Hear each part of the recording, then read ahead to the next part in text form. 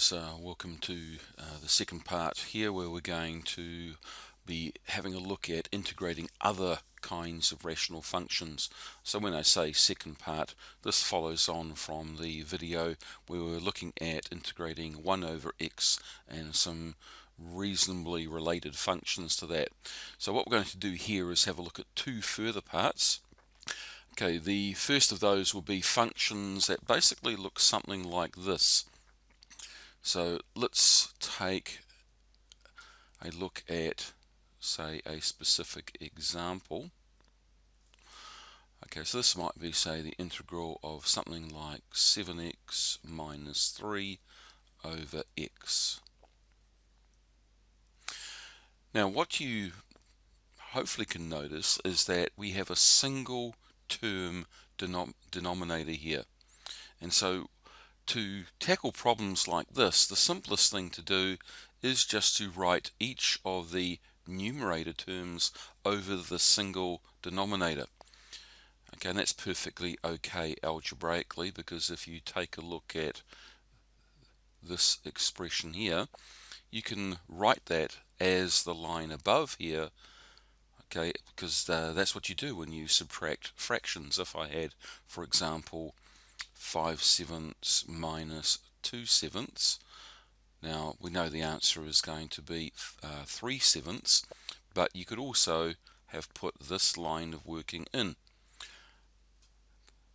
Let's just get rid of my email so it doesn't keep disturbing us. Okay, and so yeah, that definitely gives that 3/7 result. But if you look here, this is what we're essentially doing. We're going from this back this way. Okay, so 5/7 minus 2/7, and in this case 7x over x minus 3 over x as two separate terms there. Okay, now once you've done that, there might be a little bit of algebraic simplification that needs to be done. Okay, with, in this case, for example, the 7x over x, well, that can just be written as 7, of course, and then we've got minus 3 over x, and we're trying to integrate this. Now when you're integrating, like with differentiation, you simply integrate each term separately here if they're simply subtracted by addition or subtraction. So you've got multiple terms, integrate each separately. Okay, so for 7, that would become 7x, or 7x to the power of 1 over 1, but that's just 7x. And we've seen this before, that was in that previous video. So this would become 3 natural log absolute value of x, and we've got our constant. Now I think that's the correct answer, but good practice would be to check if you can by deriving this. So let's derive 7 for that bit minus 3 times 1 over x. The constant when derived would disappear, and we get 7 minus 3 over x. Okay, now that is what we have here. Okay, so this looks like it's definitely the correct integral then. Okay, so that was one example. Let's do another of a similar sort of nature to this. Try and take something which is just a little bit more complicated. Okay, so let's mix things up just a little. Let's say we had negative 7x to the power of 8 there, and plus 2x maybe squared minus 3 over x. Yeah, over x, that'll do for that one. Okay, so let's try and simplify this. Okay, so the minus 7x to the power of 8 I'll leave, and each of these terms I can write them as separate fractions. So 2x squared over x minus 3 over x, and we're going to integrate all of that. Sorry, the integration symbol looks horrible. Let me just change the thickness of the pen a little bit. Okay. Okay, so simplifying a little bit first. So the integral of still negative 7x to the power of 8. This becomes just 2x, and this is minus 3 over x. Okay, after that bit of simplifying, we're now ready to integrate. So this is just a straight polynomial term, and so is this one. So add 1 to the power and divide by the new power. I think we get negative 7/9 x to the power of 9. And that would become 2x squared over 2, so that's just going to become x squared. This we just seen a moment ago, 3 natural log absolute value of x, and let's not forget our constant. Okay, let's check. Now when we check, we should be arriving back at this point here.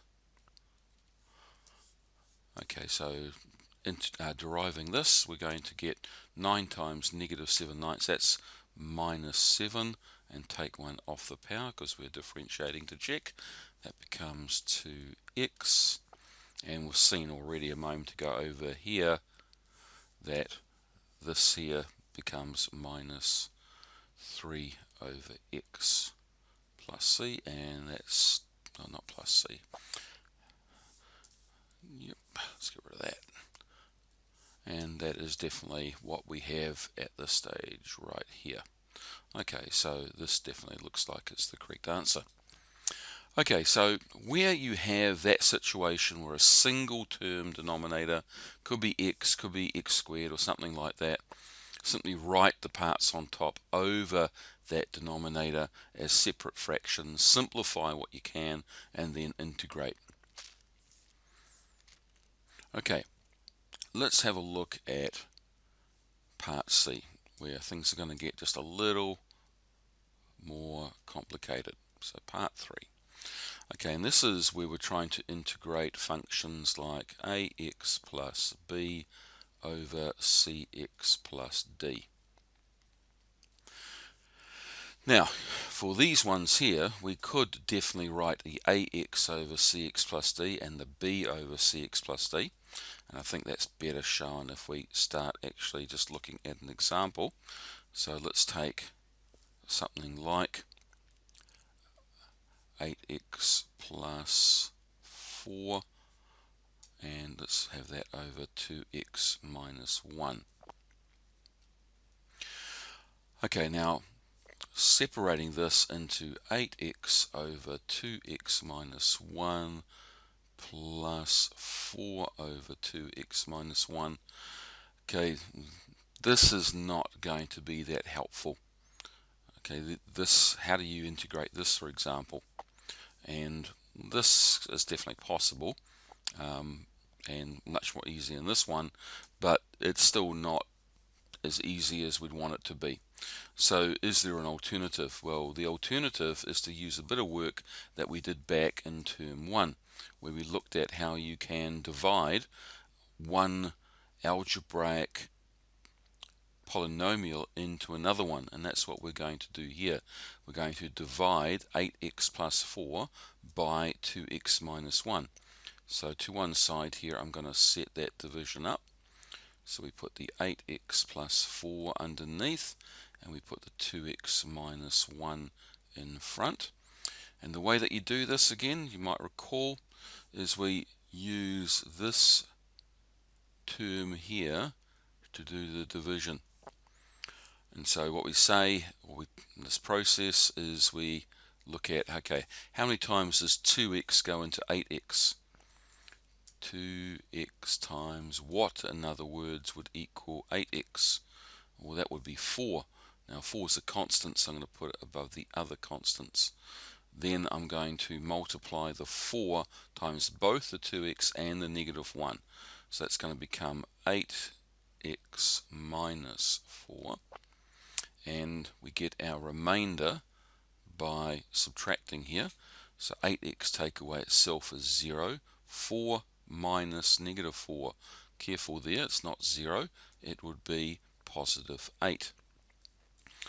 Okay, and so what we're going to do is take this result here and now rewrite this. What do I mean by that? Well, if we had, for example, 25 divided by 6. A similar process would be, well, that goes in 4 times. 6 4s are 24, multiply the 4 and the 6, and 1 is our remainder. This is a sort of arithmetic long division that you might have done back in primary school days. And so what we're saying here is that, well, 25 divided by 6 can be rewritten. So this here, this 25 divided by 6, okay, that can be rewritten then as 4 and 1/6, or in other words, if we wanting to write those two as separate bits, as we'll do with the algebraic one, we could say 4 plus 1/6. Okay, so how does that work with this algebraic one? Here's our sort of division being done. So what does that mean over here?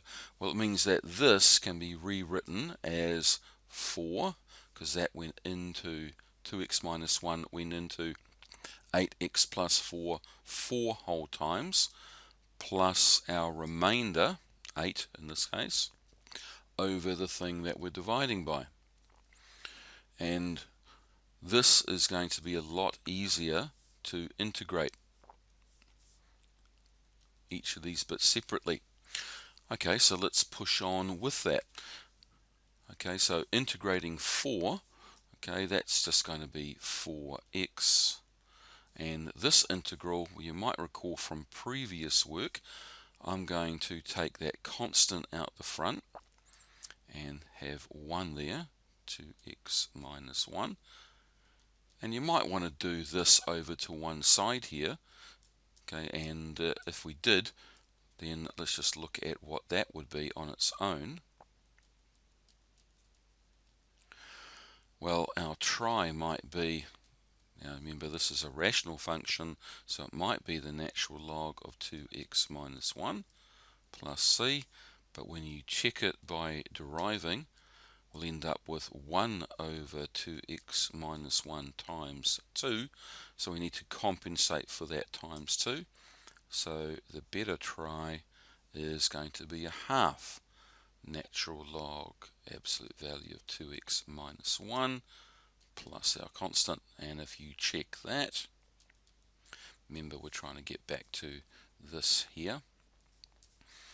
Okay, it's going to be half times 1 over 2x minus 1 times the derivative of this inner part times 2. They cancel, the half and the 2, and yes, we do get our 1 over 2x minus 1 as we hoped. So coming back over here, let's use that result. This is our answer here. So 4x plus 8 times that answer. So let's just put it like this for a moment, and then we'll bring the 8 in. Oop, that's absolute value, not a bracket. Let me just tidy that up a little bit. So absolute value 2x minus 1 plus c. And final answer then, half times 8, or 8 times a half, is 4.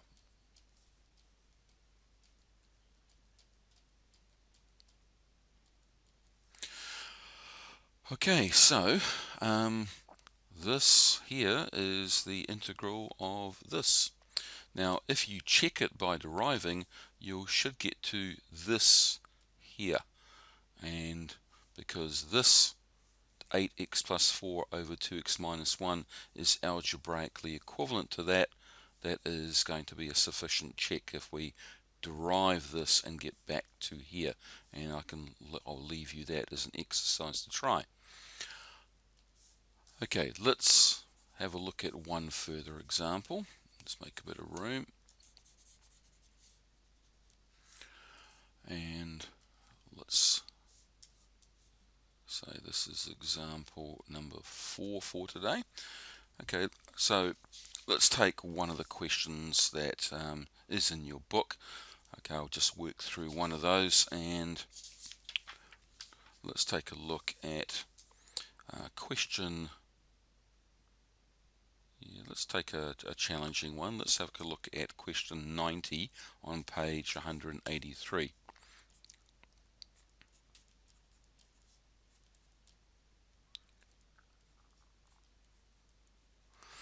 Okay, so this one here is the integral of 5 minus 2x over 2 minus x. Now for this here, part of the difficulty is the fact that we're dealing with negative numbers here. So the question is it going to be okay for us to multiply top and bottom by -1 to make these positive? I think it should be okay, so I'm going to push ahead with that. So multiplying top and bottom by -1, I'm going to get positive 2x minus 5 over x minus 2. And then let's do a little bit of this long division. Okay, so 2x minus 5, x minus 2. X into 2x goes twice, so put that above the constant here. Multiply 2 with x and 2 with -2, so 2x minus 4. Subtract 2x, take away itself is 0, minus 5 minus -4. Well, minus -4 is plus 4, so -5 plus 4, yep, that's -1. Alright, so come back to our integral. This is then equivalent to 2, and we could put plus minus 1 over x minus 2, but I think it's going to be simpler for us if we put minus and then 1 over x minus 2. Okay, and we're going to now integrate each part of that separately. Okay, let's push on with that. So 2x when you integrate minus, okay, this integral. Well, we don't have any sort of constants to worry about on the top here, so I think we could attempt an answer straight away. I think it's going to be natural log absolute value of x minus 2 plus c. And let's do a little check here. Okay, so deriving this, 2 minus, okay, the derivative of natural log x minus 2 is 1 over x minus 2 times 1. The derivative of that inner bit's 1, so we just get that.